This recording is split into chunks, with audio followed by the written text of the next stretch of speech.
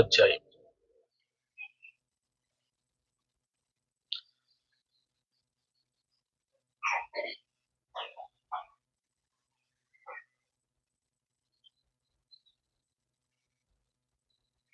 క్షమించండి, 7వ అధ్యాయం. 7వ అధ్యాయం.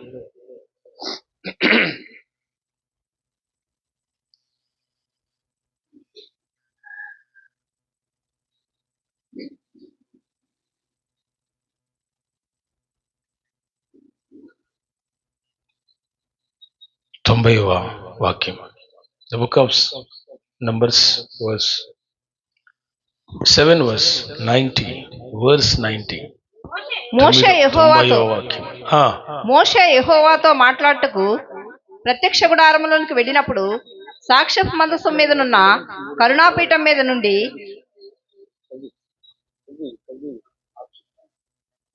చదువమ్మా. మోషే యెహోవాతో మాట్లాడినప్పుడు ప్రత్యక్ష గుడారంలోకి వెళ్ళినప్పుడు సాక్ష్యపు మందసం మీద ఉన్న కరుణాపీఠం మీద నుండి అనగా రెండు కెరూబుల నడుమ నుండి తనతో మాట్లాడిన యెహోవా స్వరము అతడు వినెను. ఆయనతో మాట్లాడెను. హల్లెలూయా. ఈ వాక్యం ద్వారా దేవుడు మనతో మాట్లాడినట్టుగా స్వరం అయితే ఒక నిమిషం స్తోత్రం చేద్దాం.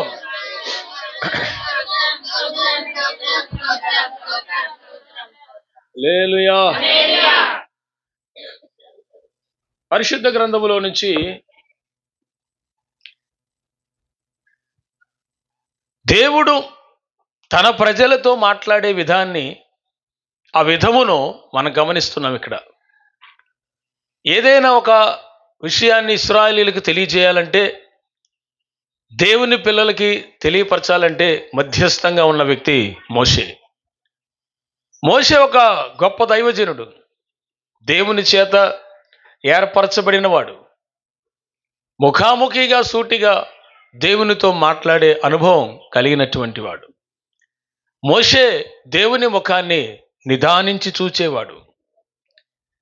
దేవుడైన యెహోవా మోషేని ఏర్పరచుకున్నది మొదలుకొని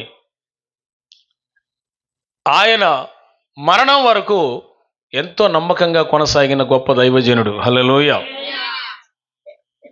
ప్రత్యేకంగా ఈ ప్రత్యక్ష గుడారము యొక్క సేవా క్రమములో నేను మీకు చాలాసార్లు చెప్పాను. బలిపీఠమని, గంగాళమని, ప్రత్యక్ష గుడారముల వస్తువులేమో అవి ఇప్పుడు చెప్పినేమో ఆవరణంలోనివి. ఏంటవి ఆవరణంలో ఉండేది? బలిపీఠము, గంగాళము ఆవరణంలో ఉండేది, గ్రౌండ్లో. ఆ గ్రౌండ్ మధ్యలో గుడారం ఉంటుంది. గుడారంలోకి సేవకుడు వెళ్ళాలంటే ముందు తను తాను శుద్ధి చేసుకోవాలి. శుద్ధి చేసుకోవాలంటే గంగాళం దగ్గరికి వెళ్ళి కాళ్ళు చేతులు శుభ్రంగా కడుక్కొని బలిపీఠం దగ్గరికి వెళ్ళి బలి అర్పణ చేసి తన విషయమై తాను బలి అర్పణ చేసి, ఇశ్రాయేలీయుల కొరకు బలి అర్పణ చేసిన ఏ విధం చేతనైనా, అది ఆ బలి అర్పణ అయినా ఏ బలి అర్పణ అయినా బలిపీఠం దగ్గరికి వెళ్ళాలి. దాన్ని ప్రత్యక్ష గుడారంలో ఉన్న ప్రతి వస్తువుని ప్రతిష్ఠించాలి అభిషేక తైలం చేత.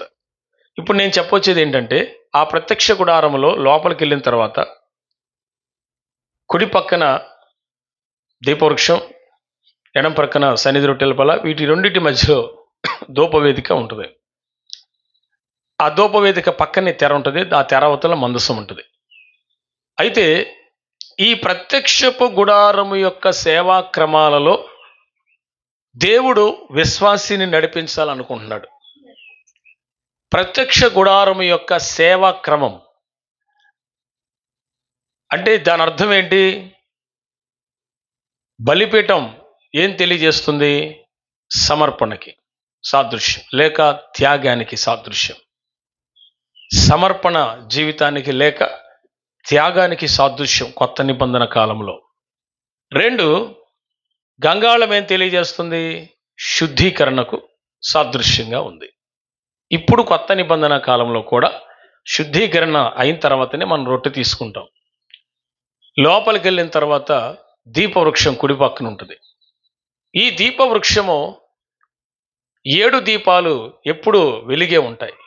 అందులో అచ్చం దంచి తీసిన ఒలీవల నూనె అందులో వేస్తారు. యాజకుడు సిద్ధపరచుకోవాల్సినవి. దేవుని ప్రత్యక్ష గుడారములోనికి యాజకుడు రావటానికి ఆ రాత్రి, రేపు వెళ్తాడనగా ఆ రాత్రి, ఒకరోజు ముందు రాత్రి ధూపద్రవ్యములను నూనె సిద్ధపరచుకోవాలి.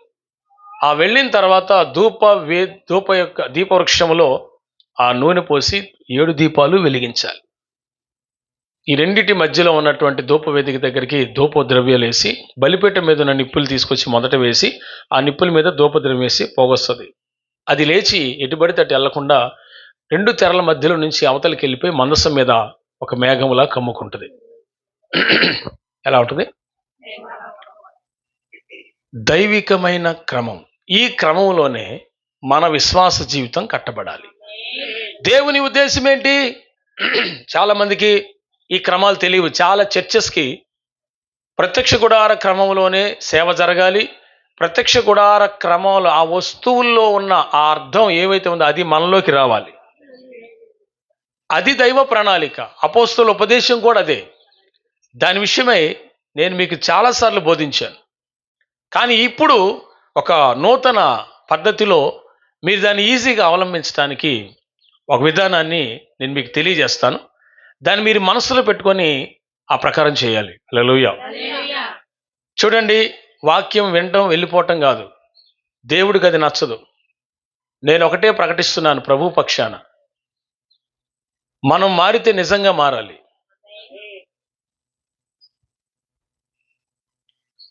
అది యేసయ్యకు తెలియాలి. మనం మారాము అని దేవునికి తెలియాలి. ఆ నమ్మకం నీకు రావాలి. అప్పటి నుంచి చేసే భక్తి పర్ఫెక్ట్. మనం మారకుండా ఎంత చేసినా వేస్ట్.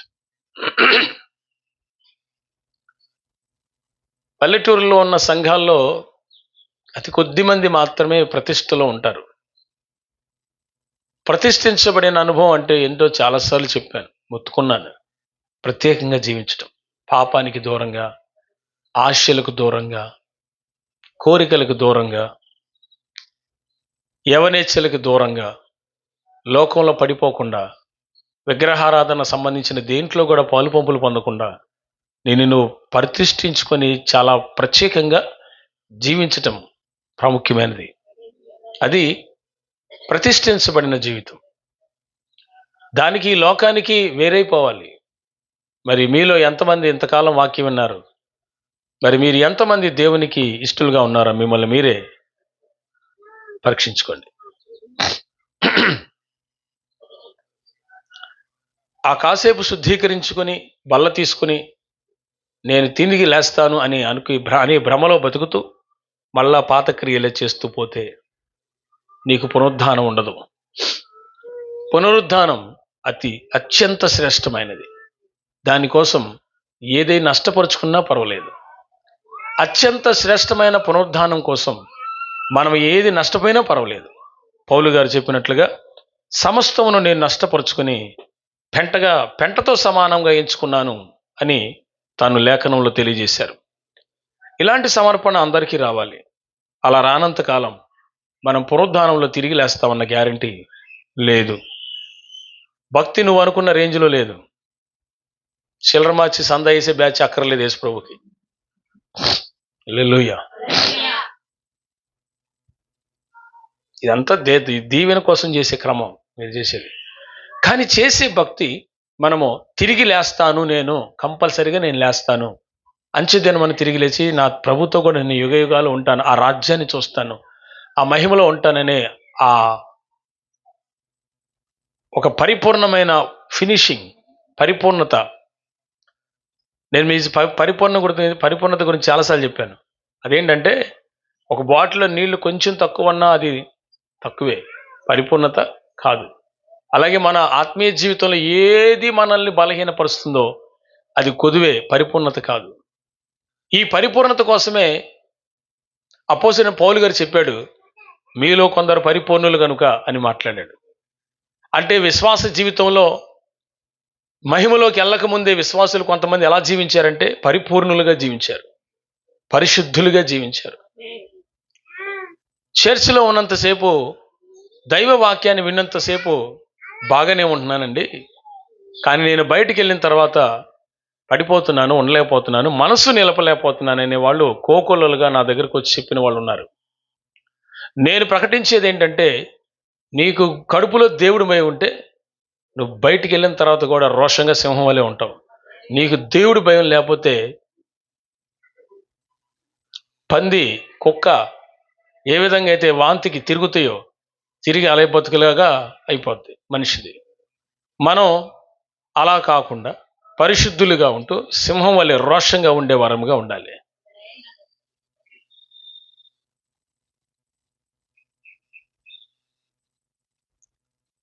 దేవుని వాక్యంలో ప్రత్యక్ష గుడారం యొక్క అనుభవాల గురించి నేను మీకు ప్రకటిస్తుండగా శ్రద్ధగా ఆలకించండి. ప్రకటించే వాక్యం అది శ్రేష్టమైన నేలలో పడాలి. అందుకే ఆరాధన శ్రేష్టంగా పర్ఫెక్ట్గా చేస్తే హృదయం సిద్ధపరచబడుతుంది వాక్యానికి. అసలు దేవుణ్ణి ఆరాధించటమే కొంతమందికి ఈ చర్చిలో ఉన్న వాళ్ళకి రావట్లా. మళ్ళీ ఎప్పుడైనా చెప్పుకుందాం ఆ వాక్యాన్ని గురించి. ప్రత్యక్ష గుడారం యొక్క సేవాక్రమంలో దేవుడంట కరుణాపీఠము 2 కెరూబుల మధ్యలో నుంచి మోషేతో మాట్లాడాడు. అసలు దైవ చిత్తం ఏంటి? మనుషులు ఏమవ్వాలని దేవుని చిత్తం అయి ఉన్నది?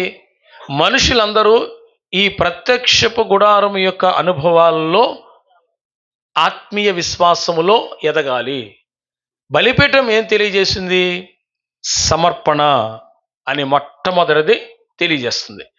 ఆ సమర్పణలోకి రావడానికి ముందు నువ్వేం కలగాలి? శుద్ధీకరణ జరగాలి. ముందు నీ మనసులో ఉన్న ప్రతి కల్మషం తొలగిపోవాలి. నీ హృదయము దేవుని ఎదుట సరిగ్గా ఉండాలి. నువ్వు మోకరించినప్పుడు హృదయం తెరవబడాలి. కన్నీటితో ప్రార్థన చేయగలగాలి. దేవునికి నీకు మధ్యలో దుష్టుడు పనిచేయకూడదు. దుష్ట ఆలోచనలు రాకూడదు. హల్లెలూయా. ముందు నీ శుద్ధీకరణ జరగాలి. పర్ఫెక్ట్ మారు మనసు. జాగ్రత్త ప్రియులారా, పర్ఫెక్ట్ మారు మనసు కావాలి. ఈ మారు మనసు ద్వారా నిజంగా మారిన మనసులో నుంచి సమర్పణ పుడుతుంది.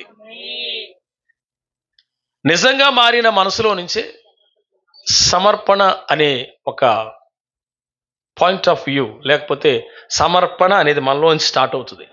It is going to beginning when you change your heart. నీ మనసు ఎప్పుడు మారిందో కరెక్ట్గా అప్పుడు సమర్పణలోకి రావటానికి నువ్వు సిద్ధపడతావు. అసలు ఈ సమర్పణ అనేసరికి దాని అర్థం ఏంటో మీకు కూడా తెలియాలి. దైవ సంబంధమైన దానికంటే మరి దేనికి ప్రాముఖ్యత ఇవ్వకుండా ఉండటమే ఫస్ట్ పాయింట్. అందులో what is the meaning of commitment? What is the meaning of సైంటిఫికేషన్? మీకు అర్థం కావాలి. నువ్వు ప్రతిష్ఠించబడిన లేకపోతే సమర్పణ అనే జీవితంలో నువ్వు ఉండాలి అంటే ఫస్ట్ పాయింట్ ఏంటంటే నువ్వు శుద్ధీకరించుకోవాలి, మారు మనసుకు పొందాలి, సరిగ్గా మారు మనసు పొందాలి. ఆ మారు మనసే నిన్ను సమర్పణలోకి తీసుకొస్తుంది. ఇప్పుడు ఈ మారు మనసు వచ్చింది, సమర్పణలోకి వచ్చాను కాబట్టి ఈ సమర్పణలో 7 విషయాలు ఉన్నాయి. ఏంటా 7? మొదటిది, దేవుని కంటే, దేవుని కార్యాల కంటే, ప్రార్థన కంటే ఏది ప్రాముఖ్యంగా ఎంచరు? ఎవరు మొదట సమర్పణలోకి వచ్చారు? So they will give the preference for God. మొదట దేవునికి ప్రాముఖ్యత ఇస్తారు అలాంటి వాళ్ళు. అంటే దైవ సంబంధమైన కార్యాలన్నిటికీ మొదట ప్రాముఖ్యత ఇచ్చి ఆ తర్వాతే తమ జీవితాల్లో మిగతావి చూస్తారు. దిస్ ఈజ్ ద కమిట్మెంట్ లైఫ్లో. కమిట్మెంట్లో సమర్పణలో ఉన్నటువంటి, సమర్పణలోకి వచ్చిన వాడికి ఉండాల్సిన మొదటి లక్షణంలో మొదటి పాయింట్ ఇది. హల్లెలూయా, హల్లెలూయా. ఈ సమర్పణలోకి వచ్చిన వాళ్ళు, వీళ్ళలో ఫస్ట్ పడిపోయేదే ఇక్కడ. వచ్చినట్టుగానే ఉంటారు సమర్పణలోకి, బట్ ఎక్కడ మిస్ అవుతారంటే వాళ్ళ కార్యాలే చూస్తారు కానీ దైవ కార్యాలు పక్కన పెడతారు. వచ్చినట్టుగానే ఉంటారు కానీ నిలబడరు. ఇదొక గుంపు. సరే, ఇది పక్కన పెడితే ఇందులో 2వ పాయింట్ చెప్పండి. దేవుని కొరకు అన్ని కార్యాలు ఈ రోజున పక్కన పెట్టి రావాలి. ఫస్ట్ ఆఫ్ ఆల్ అది ఒక సమర్పణ ఉంది వీడిలో అంటానికి. దేవుడు నిన్ను ఆశీర్వదించాలన్నా, దేవుడు నిన్ను కనికరించాలన్నా, దేవుడు నిన్ను బలపరచాలన్నా, నీ కుటుంబాన్ని కాపాడాలన్నా, ఆయన నలుదిక్కుల నీకు కంచె వేయాలన్నా, ఆయన నీ మారుమనసు తగినట్లు నువ్వు ఫలించేటట్టు చేయాలన్నా, పరలోకంలో భాగ్యం రావాలన్నా, పరలోకంలో ఆశీర్వాదం, పరలోకంలో బహుమానాలు ఇవన్నీ రావాలన్నా ఫస్ట్ పాయింట్లోనే చాలామంది తప్పిపోతారు. దేవుని కంటే తమ సుఖానుభవాన్ని ఎక్కువ ప్రేమిస్తారు. దేవుని కంటే తమ పనిని ఎక్కువ ప్రేమిస్తారు. దేవుని కంటే తమ బంధుత్వాన్ని ఎక్కువ ప్రేమిస్తారు. దేవుని కంటే ఈ లోకంలో ఉన్నటువంటి తిండిని ఎక్కువ ప్రేమిస్తారు. దేవుని కంటే ఈ లోకంలో ఏదైతే మనిషిని బలహీన పెట్టేదిందో పాపం, దాన్ని ప్రేమిస్తారు. ఈ శరీరాన్ని జయించలేనటువంటి వాడు, మాటలు చెప్పట్లా, నేను డైలాగులు కొట్టట్లా, బాగా వినాల. ఈ శరీరాన్ని జయించలేనటువంటి వాడు, శరీర కోరికను జయించలేనటువంటి వాడు అసలు దేవుని రాజ్యంలోకి రాడు. వాడు బాప్తిసం పొందినా రాడు. హల్లెలూయా. ఇలాంటి వాళ్ళని బట్టి స్తోత్రం చెబుదాం. ప్రియులారా, దేవుని దృష్టికి మనం అందరము కూడా సమర్పణ అనేటువంటి ఒక పాయింట్ ఆఫ్ వ్యూలో ఎదగాలి. దాంట్లో స్టాండ్ అవ్వాలి. దేంట్లో అయ్యా? ఎన్నో తిరుపయ్యా, దేంట్లో? సమర్పణ. చెప్పు, ఆ మాట చెప్పు.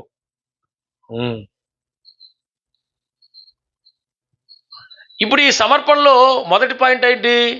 దేవుని కొరకు, దైవ కార్యాల కొరకు మొదట ప్రాముఖ్యత ఇచ్చిన తర్వాతనే మిగతావి ఇస్తాడు. నేను అలాంటి వాళ్ళని చాలా మందిని చూశాను. అవసరమైతే ఆ రోజు అన్యజనుల పెళ్ళిళ్ళు అనుకో, బంధువుల పెళ్ళిళ్ళైనా కానీ ఆరాధనే ముఖ్యంగా ఎంచి ఆరాధనలో ఉండి ఆ తర్వాత వెళ్తారు. They will give the preference first God. దేవునికి ప్రాముఖ్యత ఇవ్వాలి మొదట. ఈ సమర్పణ అనేది చాలా మందికి తక్కువలో ఉంటుంది, తక్కువ మోతాదులో ఉంటుంది. అందుకే చాలా మంది బ్లెస్ అవ్వరు. మీరు బ్లెస్ అవ్వాలనే, మీరు దేవుని యొక్క ఆ క్రమంలోకి, ఆయన ఉద్దేశంలోకి రావాలని ఈ పాయింట్స్ అని చెప్తున్నాను. ఆయన ఉద్దేశంలోనికి, ఆయన ఎలాగనుకున్నాడో, తన సంఘాన్ని ఎలా ప్రేమిస్తున్నాడో ఆ ఉద్దేశంలోకి రావాలి. ఆమేన్. పిల్లల్ని కంట్రోల్ చేయండి అమ్మా.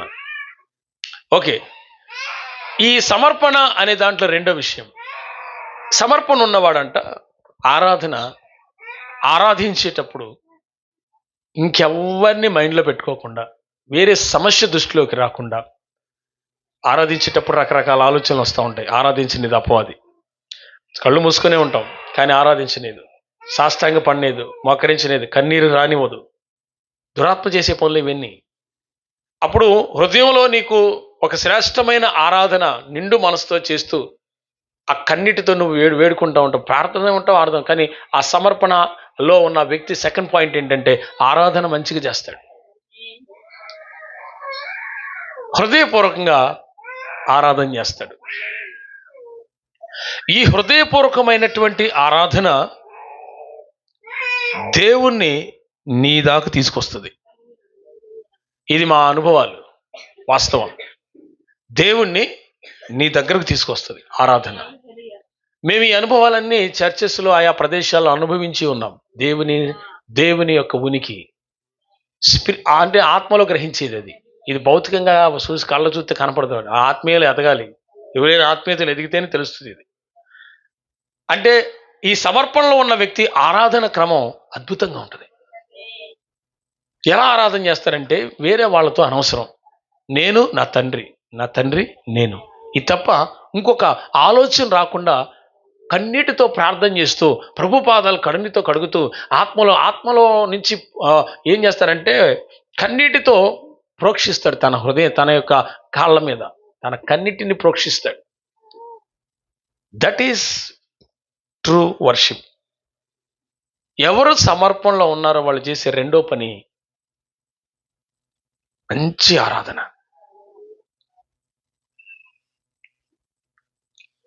ఈ సమర్పణలో మొదటగా దేవునికి ప్రాముఖ్యత ఇచ్చే విషయంలో అనేక రెఫరెన్సెస్లు ఉన్నాయి. 2, అద్భుతమైన ఆరాధన చేసే విషయంలో అనేక రెఫరెన్స్లు ఉన్నాయి. ఈ ఆరాధన చేసే క్రమంలోనే చాలా మంది విశ్వాసులు బలపడతారు, కొంతమంది బలహీనలు అవుతారు, బలపడలేరు కొంతమంది. ఈ ఆరాధనలోనే ఈ వర్షిప్ చేసేటప్పుడు, పాటలు పాడేటప్పుడు, స్తుతించేటప్పుడు, నిండు మనసుతో ఆరాధించినప్పుడు దేవుని ఆత్మ నిన్ను తాకటం జరుగుతుంది. When you pray for God, this is all are my experiences. చూడండి, నాకున్న అనుభవాల నుంచి నేను మీకు జోడించి చెప్తున్నాను. దేవుని ఆత్మ తాకుదల ఉంటుంది ఎప్పుడు?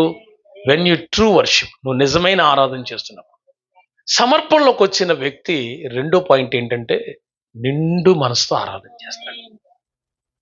ఈ ఆరాధనకి అడ్డు ఉండదు ఇక అతనికి. ఎవరో పక్కనే ఉన్న అనుకుంటారేమో అనేది ఉండదు.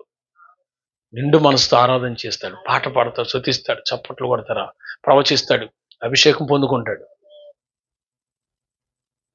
ఇది సెకండ్ థింగ్. మూడో విషయం, ఈ సమర్పణ కలిగిన వాళ్ళల్లో మూడో విషయం ఏంటంటే ప్రార్థన బాగా చేస్తారు.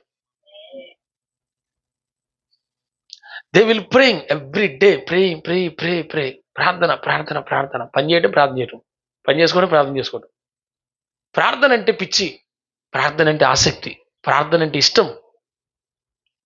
దేవునితో గడపటం అంటే భాగ్యంగా ఎంచుతారు. ఇలాంటి స్త్రీలు ఎవరన్నా ఇక్కడ ఉంటే దేవునికి స్తోత్రం. బికాస్ నేను చేతులు ఎత్తమని, ఎందుకంటే చాలా మంది ఇక్కడ ఉన్న వాళ్ళలో దేవునితో గడిపే వాళ్ళే లేరు.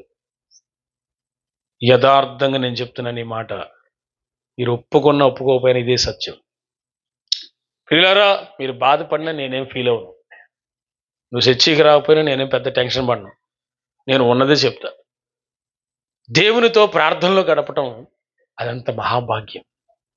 దేవునితో మాట్లాడకుండా పడుకోవటం దుర్మార్గం. అర్థమైందా? రాత్రిపూట దేవుడితో ప్రార్థన చేయకి, ఆయనతో మాట్లాడకుండా ఇక అవుతున్నట్టు పడుకున్నావంటే నీ సంగతి ఏమవ్వాలి అసలు? ఆత్మీయతలో ఈ సమర్పణలోకి వచ్చినటువంటి వాడు మూడో పాయింట్ ఏంటంటే వాడు ప్రార్థన రెగ్యులర్గా చేస్తాడు. Every day he going to pray. దేవుడు కూడా చెప్పాడు, మీరు ప్రతి దినము ప్రార్థించండి, మీరు విసుగక ప్రార్థించండి. మీరు ఎట్టి శ్రమలో ఉన్నా కానీ శ్రమలో ఉన్నా ప్రార్థించండి, మీరు అపాయ స్థితిలో ఉన్నప్పుడు ప్రార్థించండి. అంటే ప్రార్థన అనేది ఎంత ఇంపార్టెంట్ అయితే దేవుడు ఆ మాట చెప్తాడు నీ జీవితానికి. సమస్యలో ప్రార్థించు, రోగంలో ప్రార్థించు, అపాయంలో ప్రార్థించు, శ్రమలో ప్రార్థించు, ఆనందంలో కూడా ప్రార్థన చేయి. ఈ ప్రార్థన అనే అంశాలు డిఫరెంట్ వేలో దేవుడు చెప్పాడు. ఈ సమర్పణ అనే వ్యక్తికి ఈ మూడో విషయం ప్రార్థన ఊపిరిగా ఉంటుంది. విషయం చెప్పనా? ఇప్పుడు ఈ ప్రార్థన అనేది కరెక్ట్గా ఉంటే ఆ పై పాయింట్ ఏం చెప్పాను మీకు? రెండోది ఆరాధన పర్ఫెక్ట్గా ఉంటుంది. ప్రార్థన చూడండి, వీటన్నిటికీ లింక్ ఉంటుంది. మూడోది ఏంటి? ప్రార్థన పర్ఫెక్ట్గా ఉన్నవాడికి రెండో పాయింట్ ఏముంది పైన? నిండు మనసుతో ఆరాధన కరెక్ట్గా ఉంటుంది. అంటే దేవునితో కనెక్షన్ బాగుంటుంది, ఆరాధన పర్ఫెక్ట్గా చేస్తాడు. ఈ ప్రార్థన ఉన్నవాడిది ఫస్ట్ పాయింట్ ఏం చెప్పాను? ఈ లోకంలో ఉన్న వాటన్నిటికంటే దేవుని పనే నాకు ప్రాముఖ్యం అనుకుంటాడు, దేవుని సన్నిధే నాకు ప్రాముఖ్యం అనుకుంటారు. అలాంటి వాడు, ఈ ప్రార్థన ఉన్నవాడే ఆ ఫస్ట్ పాయింట్ చేయగలడు. సో మన జీవితంలో ప్రాముఖ్యము ప్రార్థన. హల్లెలూయా చెప్పండి.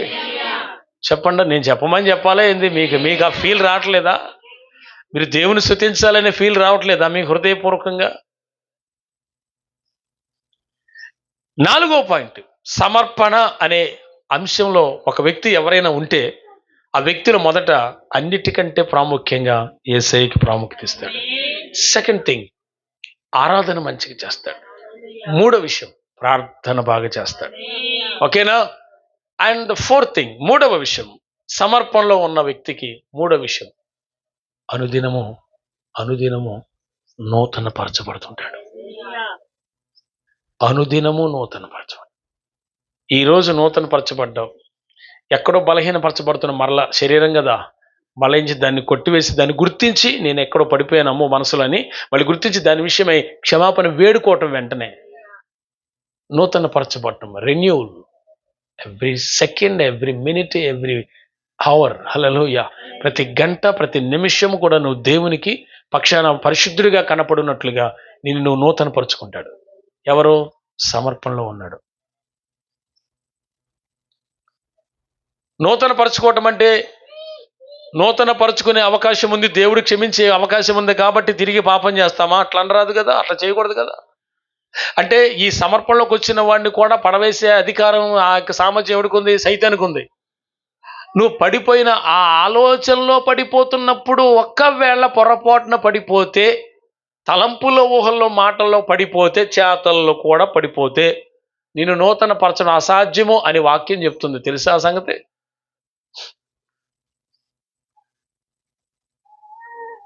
ఇటు వారి నూతన పరచడం అసాధ్యం అని పేతురు పత్రికలో రాయబడి ఉంది.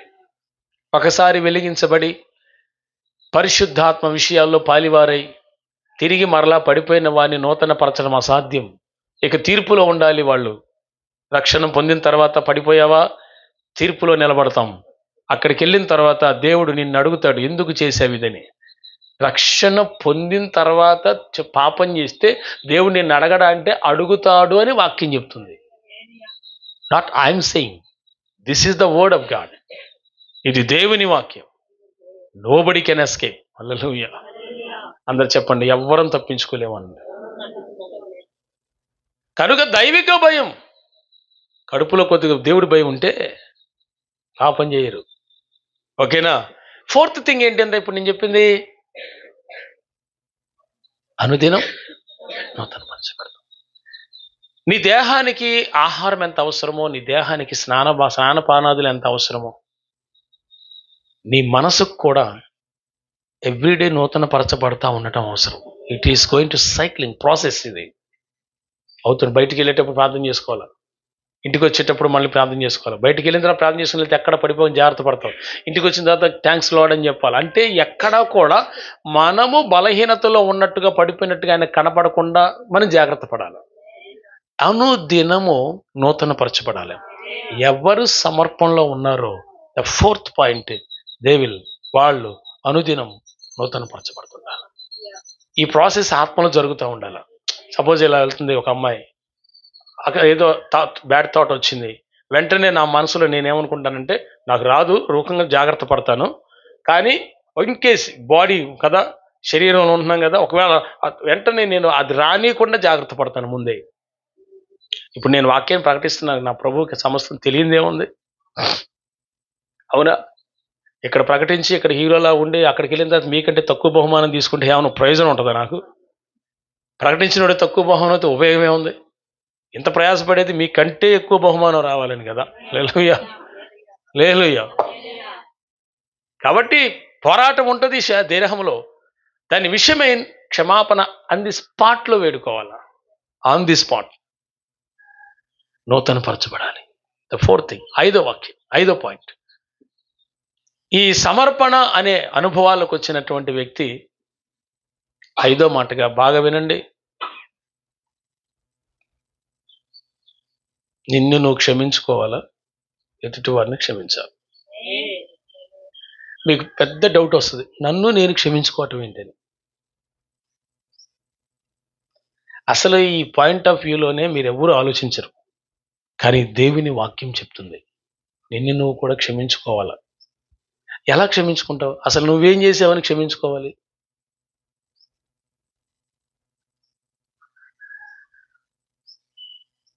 ఎదుటోళ్ళని క్షమించమని అనే సమర్పణ అందరికీ, ఈ సమర్పణలో ఉన్నోడికి ఉంటుంది. అన్నా ఈ పొరపాటు నీ మాట మిమ్మల్ని అన్నాను అన్నప్పుడు క్షమించండి అన్న. వేరొక సహవాసం పేరు చెప్పను, కానీ ఆ సహవాసం వాళ్ళు కొత్తగా పరిచయమైన వాళ్ళని కూడా క్షమాపణ వేడుకుంటారు. అదేందో నాకు అర్థం కాదు.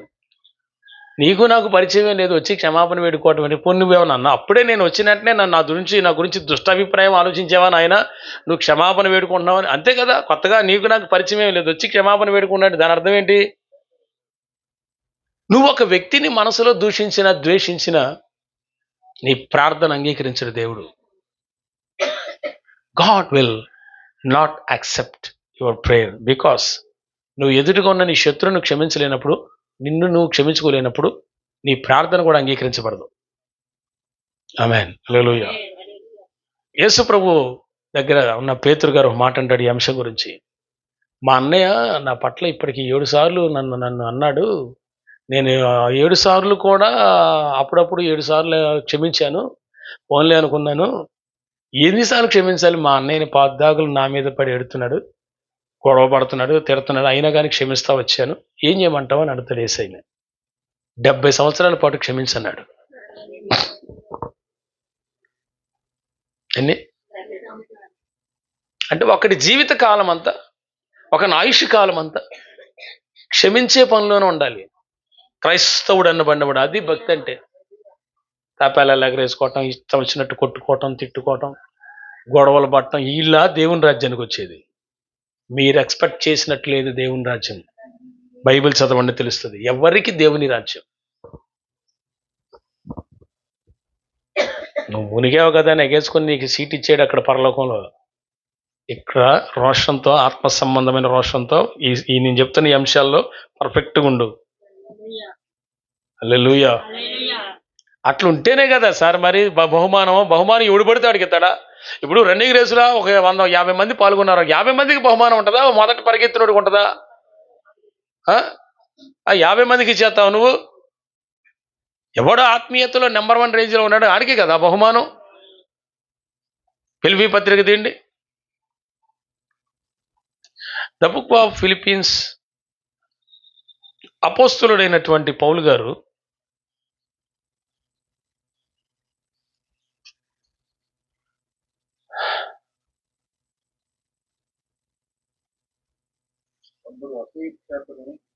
కాదయ్యా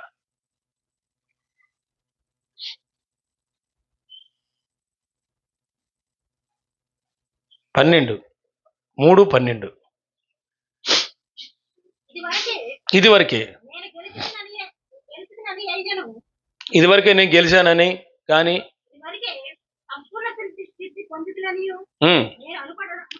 పౌలు గారు ఏమంటాడు? నేను ఇదివరకే పరిపూర్ణత వచ్చేసింది, ఇదివరకే నేను గెలిచానని నేనేం అనుకోవట్లేదు.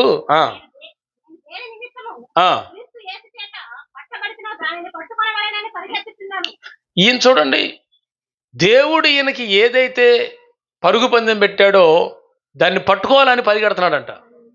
అంటే పౌలు గారి దర్శనం అది. సువార్త సకల మనవాళ్ళకి అన్ని జనుల మధ్య ప్రకటించాల్సిన భారం అయింది. ఆయనకు ఆ పని అప్పగించాడు. ఆ పని అప్పగించబడింది కనుక దాంట్లో పరిగెడుతున్నాడు. వేరే గురి లేదు, మళ్ళీ అదే గురి. హల్లెలూయా. ఇక్కడ నువ్వైనా నేనైనా మన గురి, విశ్వాసుల గురి ఏముంటుందండి? సేవా పరిచయం చేసి మినిస్ట్రీలు పెట్టి సంఘాలు స్థాపించి ఆత్మలు రక్షించాలనా? పోనీ ఆ గురి కాకపోయినా కనీసం సువార్త చెప్పే గురి, లేక పరలోక రాజ్యంలోకి అడుగు పెట్టేంత భక్తి జీవితాన్ని దేవుని మీద లక్ష్యం ఉంచి పరలోక రాజ్యంలోకి వెళ్ళి ఆయన ఇస్తానన్న బహుమానాలు పొంది అక్కడ ఉండాలి అని అక్కడికి వెళ్ళే గురి అయినా ఆ పరుగు పందెంలో ఉండాలి. హల్లెలూయా. ఇప్పుడు అలా లేదనుకుందాం. సపోజ్ నీకు గురి, నీకు పరుగు పందెం లేదు. అలాంటప్పుడు నువ్వు చర్చికి ఎందుకు వస్తున్నావు? వేస్టే కదా. నువ్వు సిల్లరమా చేసే సంద యేసు ప్రభుకి పరలోకంలో ఏమి ఓ మేడ కట్టాడు ఆయన. నీ డబ్బులతో కట్టేది కాదు కదా అది.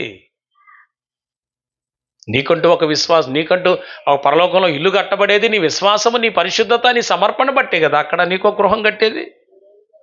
ఇవే కదా పెట్టుబడి అక్కడ పరలోకంలో. ఇంకా వేరే ఏమున్నాయి? What is your investment in heaven? First thing faith, second thing holy, third thing sanctification. మొదటిది విశ్వాసం, పరలోక పెట్టుబడి. 2 పరిశుద్ధత. 3 ప్రతిష్ట. 4th thing prayer. హల్లెలూయా. ప్రత్యేకమైన జీవితం. ఇవన్నీ లేకుండా పరలోకంలో నీకెంత ఏదో బహుమానం వస్తుంది నువ్వు ఆశపడటం అనవసరం. నువ్వు ఆశపడినావంటే ఎన్ని చేసి ఆశపడు. హల్లెలూయా. ఆమేన్. ఇదొక పరుగు పందెం ఉందంటున్నాడు పౌలు గారు. ఆయనకు ఒకటి ఉంది, మరి నీకంటూ ఏదో ఉండాలిగా. అంటే నీకంటూ ఒక పరుగు పందెంలో ఉండి అందులో నువ్వు దేవుని రాజ్యానికి వెళ్ళి అక్కడ నువ్వు బహుమానాలు పొందేంత గురి చేసే భక్తి నీకు ఉండాలి. నీ గురి తప్పకూడదు. నీ గురి, your target not miss. Don't miss your target. హల్లెలూయా. ఆత్మ సంబంధమైన పరుగు నీకుంది.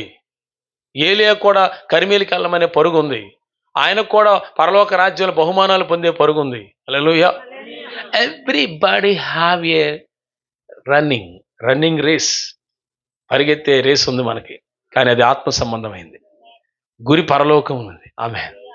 పౌలు గారు అంటాడు, నేను ఇదివరకే సంపూర్ణ సిద్ధి పొందాను, నేను పరిపూర్ణ అయిపోయానని ఏం అనుకోవట్లేదు. నా కొరకు దేవుడు నన్ను ఎందుకు పిలిచాడో ఆ పరుగు పందెంలోనే గురి వద్దకు పరిగెడుతున్నాను అంటాడు. టార్గెట్ మిస్ అవ్వకూడదు. మన ఆలోచన, మన గురి. మనం ఎన్ని పనులైనా చేసుకోండి, లోకంలో బతకటానికి చేసుకో, ఉద్యోగం చేసుకో, పని పాటలు చేసుకో, బట్ నీ గురి మాత్రం పరలోకం. Don't miss your target. Don't miss your target. హల్లెలూయా. గట్టిగా స్తోత్రం చెబుదాం. ఈ సమర్పణలోకి రావాలి ప్రతి విశ్వాసి, ఎవ్రీ బిలీవర్, ప్రతి విశ్వాసి ఇలాంటి సమర్పణలోకి రావాలి. Okay, coming to the point. అయి చెప్పాను. ఒకటి, what is the important points of altar? బలిపీఠం యొక్క అనుభవాల్లో మొదటి పాయింట్ ఏంటి? అన్ని విషయాలు, బంధువులు, స్నేహితుల సమస్తాన్ని విడిచిపెట్టి మొదట ప్రాముఖ్యత దేవునికి ఇవ్వడం. సెకండ్ థింగ్, నిండు మనసుతో ఆరాధించడం. థర్డ్ థింగ్, ప్రేయర్, ప్రార్థనా జీవితం. 4, అనుదినము రెన్యూల్ అవటం. ఫిఫ్త్ విషయం, 5, నిన్ను నువ్వు క్షమించుకోవాలి, ఎదుటిని క్షమించాలి. జీవితకాలం అంతా క్షమించేయమన్నాడు పేతురు వాళ్ళ అన్నయ్యని. అసలు ఇది ఏమి సార్? అసలు ఇక్కడ కూర్చున్న వాళ్ళలో ఎవరో ఎవరిని క్షమించలేదు అనుకుందాం, మనసులో హీనపరుస్తున్నావు అనుకుందాం, నీ ప్రార్థన అంగీకరించడు దేవుడు. God will never receiving your prayer. ఎంతన్నా ఏడు వేస్ట్, అక్కడే పడిపోద్ది ప్రేయర్. అసలు వెళ్తా పైకి, నువ్వెన్నన్నా చెప్పి వెళ్తా పైకి ప్రేయర్. అందుకే ఈ అనుభవాలు ఉన్నాయి కనుక నేను మీకు చాలాసార్లు చెప్పాను. నేను కూడా అందుకే ఏ సేవకుడిని కానీ ఎవరిని కానీ విమర్శించకుండా, చాలా జాగ్రత్తగా, వాళ్ళని దూషించకుండా, వాళ్ళని మనసులో శత్రుభావం పెట్టుకోకుండా జాగ్రత్తగా ఉంటేనే ప్రార్థన పవిత్రంగా ఆయన దగ్గరికి వెళ్తుంది. ఎందుకు చాలా మందికి కార్యాలు జరగట్లేదంటే వాళ్ళల్లో ఎవరినో ఎనిమిగా, శత్రువుగా ద్వేషిస్తున్నారు. మీకు విషయం చెప్పనా, బైబిల్ గ్రంథంలో మనం చేసే ప్రార్థన దేవుని యొద్దకు చేరకుండా మనమే ఆటంకం అయిపోతున్నాం. You please understand that. మీరు అర్థం చేసుకోండి కొంచెం. ఇంకో మాట చెప్పాడు యేసయ్య, నీ సహోదరుని చూసి వ్యర్థుడా అంటే కూడా వాడిని అర్జెంటుగా నరకాగ్ని గుండానికి పంపించేస్తానంట దేవుడు. అసలు ఆ పాయింట్ ఆఫ్ వ్యూ నాకు ఇప్పుడు చదువుకున్న భయం వేస్తుంది. నాకు ఎవరినైనా ఎక్కడన్నా ఏ సహోదరునైనా వేస్ట్ అన్నానా, అసలు ఆ పాస్ గారు వేస్ట్ గారు బాబన్నా పోయేమో పొరపాటున, నా సంగతి నేను ఆలోచించుకుంటా ఉంటా ఎప్పుడు. వామ్మో, ఎక్కడ ఎవరిని అన్నాను ఈ సేవకున, బాబు అగ్నిగుండానికి వెళ్ళిపోతే లేనిపోను గొడవ. ఎంత భక్తి చేసిన ఉపయోగం లేదు సార్. ఒక్క మాటతో తీసి అవతల పడేస్తున్నాడు దేవుడు.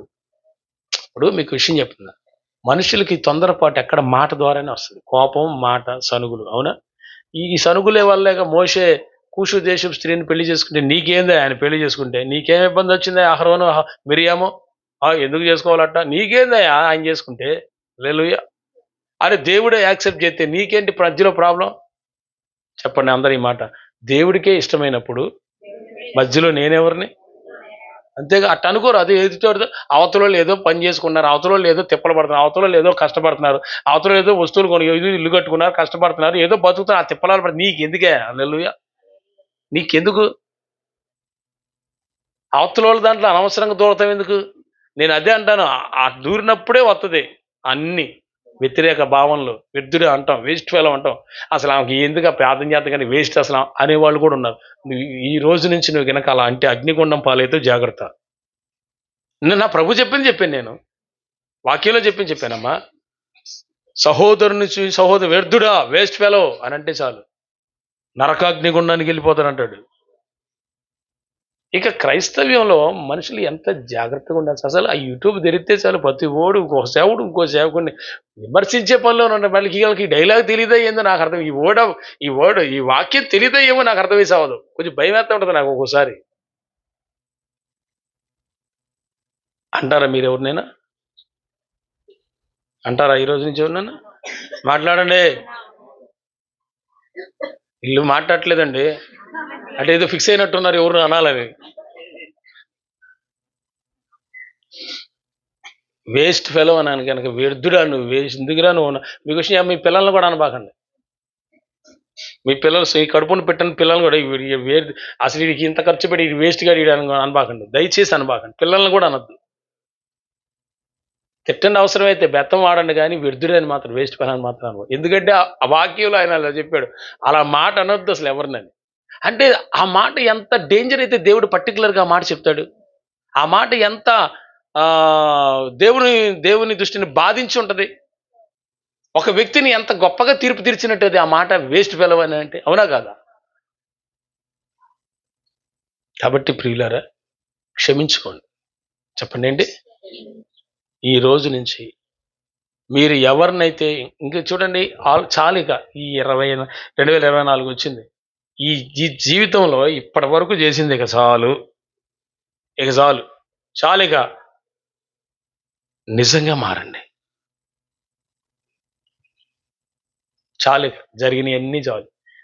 తీర్పు తెచ్చింది, తిట్టింది, సనిగింది, గొణిగింది, గొడవ పెట్టుకున్నది, అపవిత్రంగా ఉన్నది, పాపం చేసింది, దిక్కుమైన చేష్టాలన్నీ చేసింది, అన్ని చాలు, చాలుగా స్టాప్ చేసి ఈ 2024లోనే శుద్ధీకరించుకొని 2025లో నుంచి పవిత్రంగా బతుకుతాం. ఎప్పుడు ఇదే గొడవ. నేను అంటాను ప్రియులారా, నేను చూడండి, ఈ సంఘంలోనే కాదు, మనకున్న 6 సంఘాల్లో కూడా నేను చూస్తున్నది ఏంటంటే, కొంతమంది మాత్రమే ఆ దైవిక భయంలో కనబడుతున్నారు. అది నా బాధ. ప్రభు మీ మనోనేత్రాలు తెరువునుగా. ఓకే, సమర్పణలో ఉన్నవాడు చేసే 6వ విషయం మాట చెప్పి నేను ముగించేస్తాను, టైం అయిపోయింది. సమర్పణలో ఉన్నవాడు చేసే 6వ విషయం ఏంటంటే, భక్తిగా ఉంటాడు. చెప్పండి అండి, భక్తి. డివోటీగా ఉంటాడు ఆల్వేస్. అంటే ఒక మాటలో చెప్పాలంటే, మారు మనస్సుకు తగినట్లుగా కనపడతాడు. అదేదో నటన కాదు. నటన అయితే ఇక్కడ కాసేపు ఉంటుంది, ఇంటికి వెళ్ళిన తర్వాత అసలు వేషం బయటపడింది. నేను అనేది అది కాదు, రియల్గా ఉంటాడు. భక్తి, డివోటీనెస్. ఇప్పుడు ఇది లేదనుకోండి, ఇది లేదనుకోండి, పైన ఉన్నాయన్నీ కూలిపోతాయి. ఏంటి?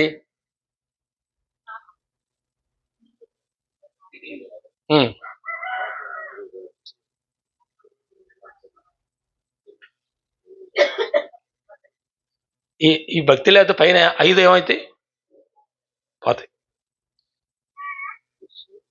లాస్ట్ మాట, భక్తి అనే విషయం ఆలోచిస్తే ఎగ్జాంపుల్గా ఒక మాట చెప్పొచ్చు. షడ్రక్, మెషక్, అబేద్నెగోలు, అవునా? దానియేలు, హజర్యా, హనన్యా, మిషాయిల్, అవునా? వీళ్ళ భక్తి జీవితం ఎలా ఉందండి? చచ్చినా యేసుప్రభువే. అది ఎగ్జాంపుల్గా మనం చెప్పొచ్చు. చచ్చినా బతికినా యేసుప్రభువే. అదే మాట పౌలు గారు అంటారు, నాకు చావైనా బతికైనా యేసుప్రభువే, అసలు చావైతే లాభమే అంటాడు, బతుకుంటే క్రీస్తే, చావైతే.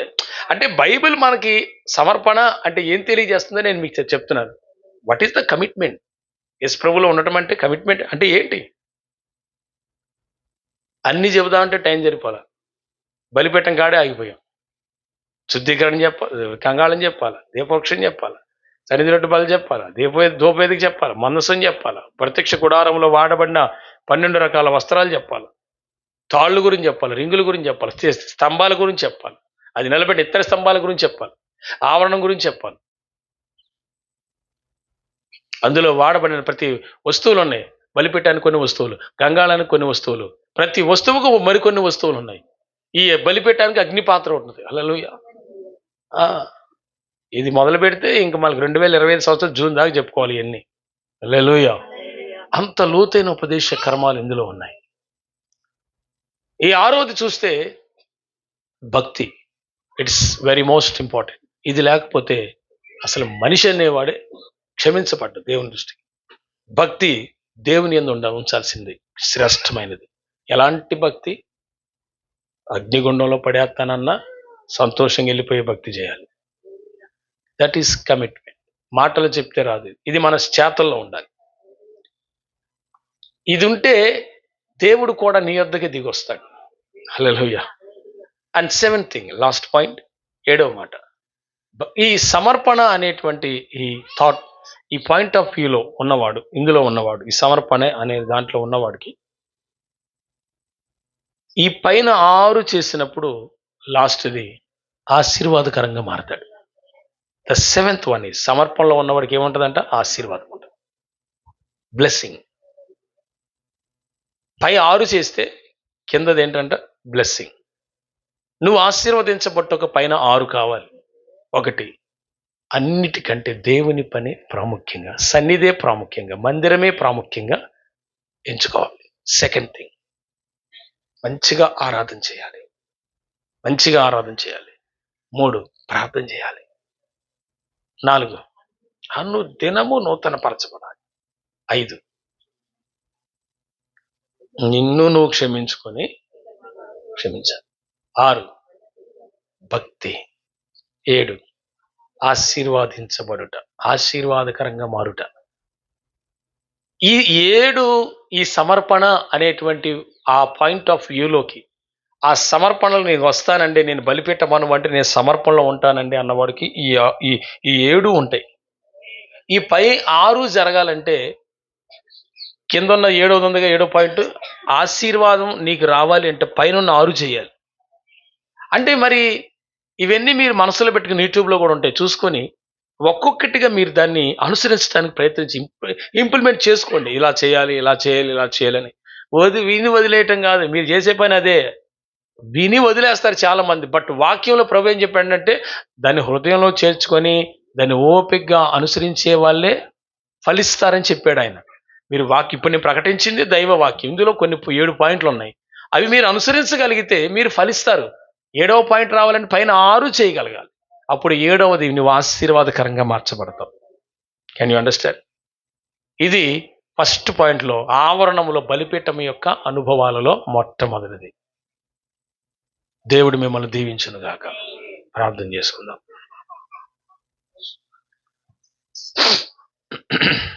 ప్రేమగల పరిశుద్ధ తండ్రి,